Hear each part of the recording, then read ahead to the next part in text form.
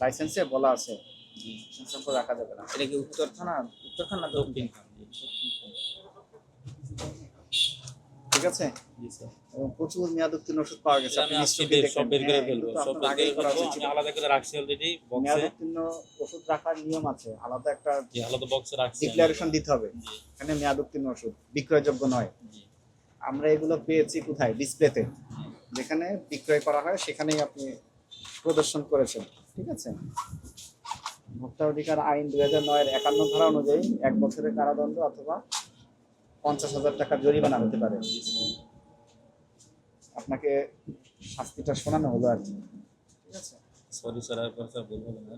আপনি যেহেতু ভুল স্বীকার করছেন যে করবেন এবং লাইসেন্সটা দ্রুত হালনাগাদ করে নেবেন। হালনাগাদ আমি অফিসে পাঠাইছি অলরেডি, আমার কি রিসিভ আছে। আমরা চাই 24 সালে যে আপনি যথাযথভাবে আইন মেনে ব্যবসা পরিচালনা করেন, এটাই প্রত্যাশা করি আর কি। ঠিক আছে। যেহেতু আপনার এই যে আইন লঙ্ঘন হয়েছে, আইনের ব্যত্যয় হয়েছে, এগুলো আমি সব বের করে ফেলবো। আমার আপনাকে মা আজকে ক্যান্সার রোগী, আমি হাসপাতালে ছিলাম অনেকদিন, 1 মাস ধরে হাসপাতালে। আমি এখানে অনেক পুরাতন পাওয়া গিয়েছে, 1 মাস না, 1, 2, 3 বছর আগেও আছে। ঠিক আছে। এগুলো আমি আলাদা করে ফেলতেছি সব, আমার বক্সে বড় আছে, সেগুলো দেখতে পারেন।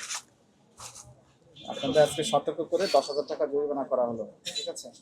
পরবর্তীতে যদি একই কাজ করেন তাহলে কিন্তু শাস্তি আরো বেশি হবে। আমার ক্যান্সার রোগী মা, আমি আমরা ওটা বিবেচনা করে কম করেছি আর কি। ঠিক আছে। আপনার তো শাস্তি শুনেছি, অনেক বড় জরিমানা হয়, লাইসেন্সও দেখতে পাচ্ছি না।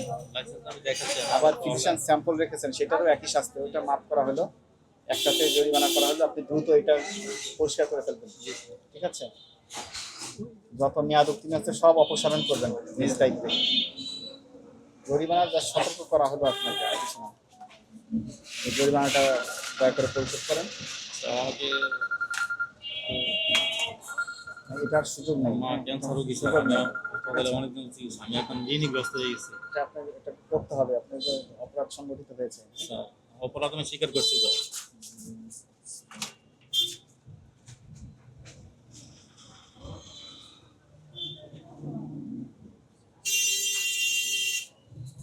এবং অনেক পুরাতন ওষুধ, 22 সাল 23 সাল। কোম্পানিগুলো বারবার বলছে, কোম্পানিগুলো নিচ্ছে না। অসুবিধা নেই, আপনি আলাদা করে রাখলেও আমরা আলাদা করে ধরতাম, রাখছি আমি। কিন্তু আমরা তো এগুলো তো পেলাম ইয়েতে, ডিসপ্লেতে।